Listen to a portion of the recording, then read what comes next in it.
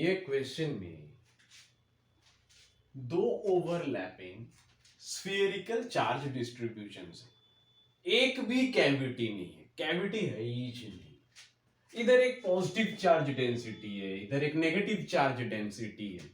इसका मतलब क्या कि इस पे पूरे पॉजिटिव चार्जेस यूनिफॉर्मली डिस्ट्रीब्यूटेड है और वो वाले स्फीयर में सारे नेगेटिव चार्जेस यूनिफॉर्मली डिस्ट्रीब्यूटेड है कि नहीं? क्वेश्चन क्या कह रहे हैं? Two non conducting spheres of radius r1 and r2 and carrying uniform volume charge densities plus rho and minus rho respectively are placed such that they partially overlap. ये लो overlapping region आ गया. At all points in the overlapping region, पूरा किस्सा यहां, सवाल सारे यहां पे. क्या ओवरलैपिंग रीजन पे क्या? Electrostatic field, electrostatic potential, electrostatic field, यही सब सवाल.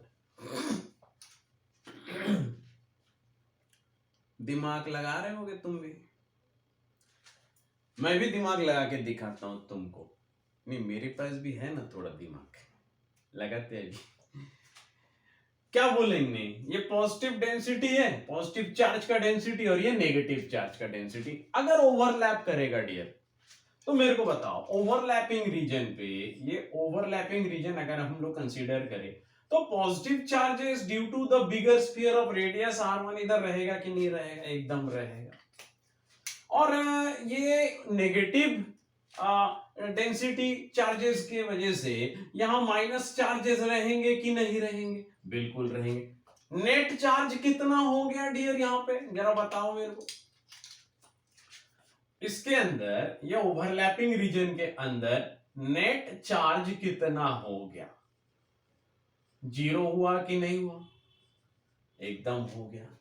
कोई कुछ कह सकता है ये गलत है? नहीं कह सकता. इसके अंदर नेट चार्ज जीरो, इसके अंदर net charge zero, net zero charge. मैंने तो दावा ठोक के लिख दिया इधर, नेट जीरो चार्ज. बट मैं एक बात बोलूं क्या? बट इलेक्ट्रिक फील्ड इधर नॉट जीरो रहेगा. इलेक्ट्रिक फील्ड इधर नॉट जीरो रहेगा. कैसे डियर?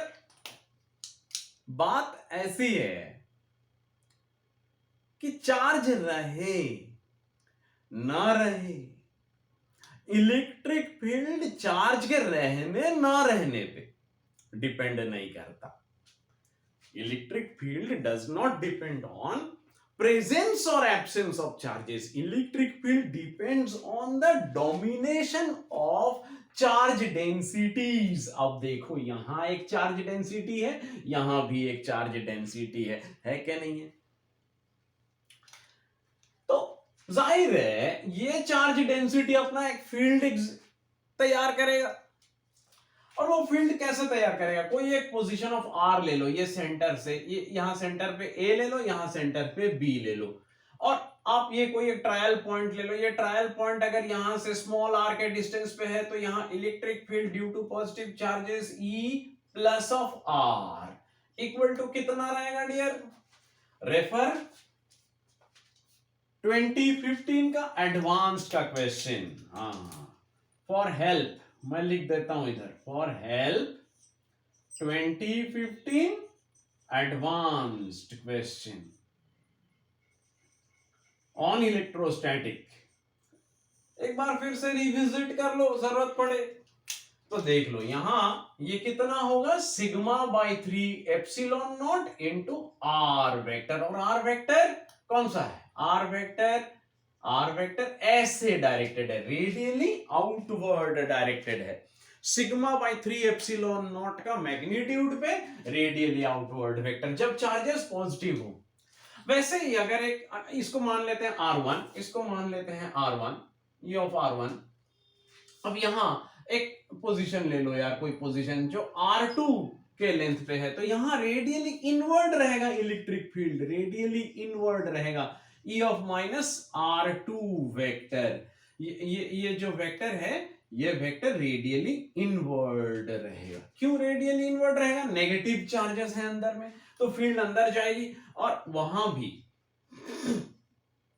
ये जो वेक्टर है R2 वेक्टर के वजह से जो इलेक्ट्रिक फील्ड जनरेट हो रहा है ये sigma by 3 epsilon naught into minus of R2 vector होना चाहिए। तो R2 वेक्टर को किस तरफ डायरेक्ट किया जाए? R2 vector basically radially outward directed रहेगा और फील्ड बेसिकली इनवर्ड डायरेक्टेड रहेगा।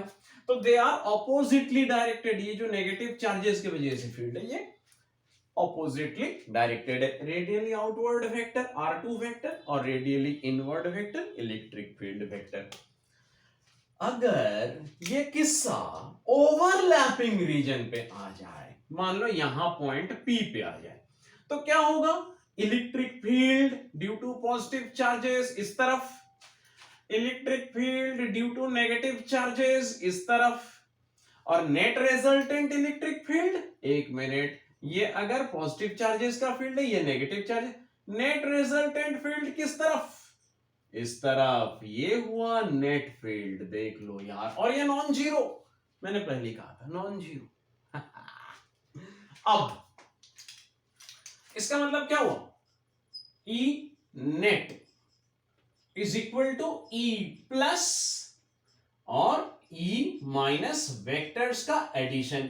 अब वेक्टर्स का एडिशन करेंगे सिग्मा बाय 3 एप्सिलॉन नॉट, दोनों के लिए कॉमन क्योंकि डेंसिटी दोनों का सेम है, लेकिन R1 और या R प्लस वेक्टर और R माइनस वेक्टर, या R1 वेक्टर कहो या R2 vector, R1 vector minus R2 vector, ये R1 वेक्टर कहलाएगा और ये R2 वेक्टर कहलाएगा। तो रिजल्टेंट ये कौन से डायरेक्शन में रहेगा? सिग्मा बाय 3 एप्सिलॉन नॉट का resultant vector A B unit vector के डायरेक्शन में डायरेक्टेड होगा।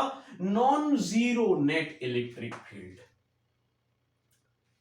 नेट चार्जेस जीरो, लेकिन net electric field non zero. मतलब electrostatic field inside this overlapping region is zero, गलत बात। पोटेंशियल, अब पोटेंशियल कैसे रिलेटेड है? E is equal to DV by D R, तो E नॉन जीरो है मतलब DV by D are non zero है, मतलब V के बारे में फिलहाल तो कुछ नहीं बोल सकते। इलेक्ट्रोस्टैटिक पोटेंशियल अगर कांस्टेंट हो जाएगा तो DV by D R zero हो जाएगा। ध्यान रखो, E is equal to minus of DV by D R के तौर पे हम इसके हिसाब से, इसके भरोसे हम सीधी बात कर सकते हैं। अगर इलेक्ट्रोस्टैटिक पोटेंशियल कांस्टेंट हो जाएगा तो E जीरो हो जाएगा, लेकिन E जीरो नहीं है, अर्थात ये गलत है। ये वैरिंग है तो ये नॉन जीरो है। Electrostatic field is constant in magnitude, if this is constant in magnitude तो वो मैग्नीट्यूड है सिग्मा बाय 3 एप्सिलॉन नॉट, और ये नॉन जीरो कांस्टेंट है।